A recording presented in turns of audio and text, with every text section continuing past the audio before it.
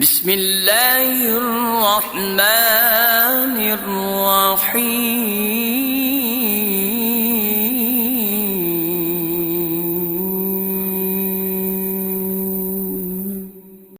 سوال: فجر کی کتنی اقسام ہیں اور ان کے درمیان کیا فرق ہے؟ نیز امساک اور نماز کا حکم کیا ہے؟ جواب: الحمد للہ الذی جعل اللیل والنہار آیتین وفصل بینہما بالفجر المبین، والصلاة والسلام علی سید الاولین والآخرین وعلی آلہ واصحابہ الطیبین الطاہرین۔ فقہ و حدیث کی روشنی میں فجر کی دو اقسام ہیں۔ فجر کاذب، یہ روشنی کا ایک عمودی سفید دھارا ہوتا ہے جو آسمان میں ظاہر ہوتا ہے اور کچھ دیر بعد غائب ہو جاتا ہے۔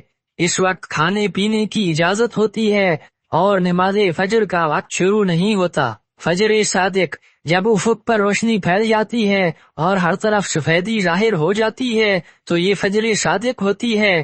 اس کے ساتھ ہی سحری کا وقت ختم ہو جاتا ہے اور نماز فجر کا وقت شروع ہو جاتا ہے۔ نبی کریم صلی اللہ علیہ وسلم نے فجر کی ان دونوں اقسام کا ذکر فرمایا۔ فجر کی دو اقسام ہیں، ایک وہ جو بھیڑیے کی دم کی طرح عمودی یعنی سیدھی اوپر کو اٹھتی ہے، وہ کچھ بھی حلال نہیں کرتی اور کچھ بھی حرام نہیں کرتی، لیکن جب دوسری فجر شمالاً جنوباً افق پر پھیل جائے تو وہ ہر چیز کو حلال بھی کرتی ہے اور حرام بھی کرتی ہے۔ سنن ابن خزیمہ، مستدرک حاکم۔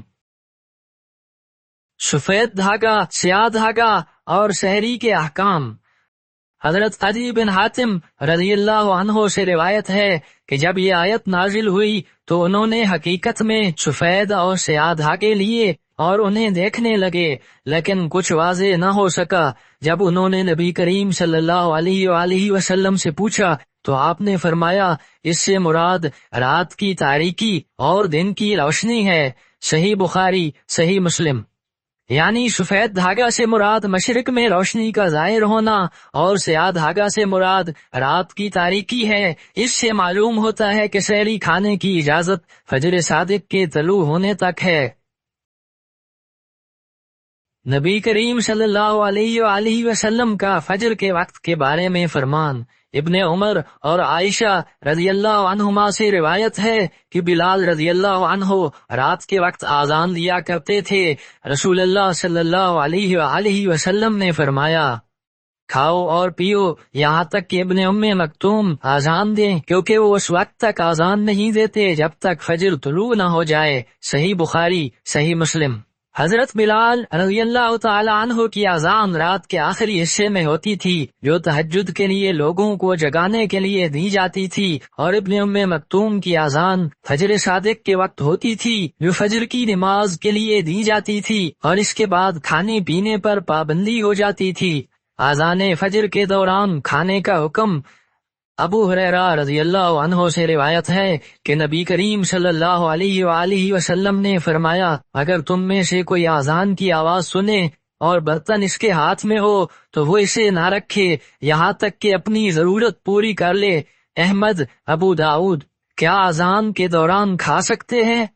اگر اذان فجر کاذب کے وقت دی جا رہی ہو تو کھانے پینے میں کوئی حرج نہیں۔ نبی کریم صلی اللہ علیہ وآلہ وسلم نے فرمایا، بلال رات میں اذان دیتے ہیں، لہٰذا ابن ام مکتوم کی اذان تک کھاؤ پیو، کیونکہ وہ فجر کے طلوع ہونے کے بعد اذان دیتے ہیں۔ بخاری، مسلم۔ اگر اذان فجر صادق کے بعد دی جا رہی ہو تو کھانے پینے سے رک جانا ضروری ہے۔ موجودہ دور میں اذان اور سحری کا مسئلہ۔ آج کل بیشتر مساجد نماز کے اوقات کے حساب سے اذان دیتی ہیں جو بعض اوقات فجر صادق سے پہلے بھی ہو سکتی ہے۔ اس لیے علماء فرماتے ہیں اگر کوئی شخص اذان کے دوران کھاتا ہے اور اسے یقین نہ ہو کہ فجر طلوع ہو چکی ہے تو اس کا روزہ درست ہے، جبکہ بعض اوقات اذان حقیقی فجر سے چند منٹ پہلے ہو جاتی ہے۔ خلاصہ کلام یہ ہے کہ فجر کی دو اقسام ہیں، فجر کاذب اور فجر صادق۔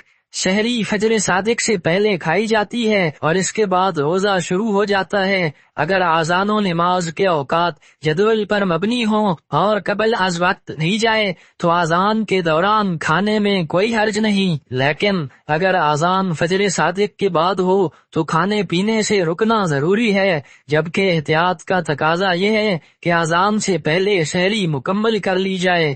اللہ تعالی عالم بالصواب، وصلی اللہ وسلم بارک علی نبینا محمد وعلی آلہ واصحابہ اجمعین۔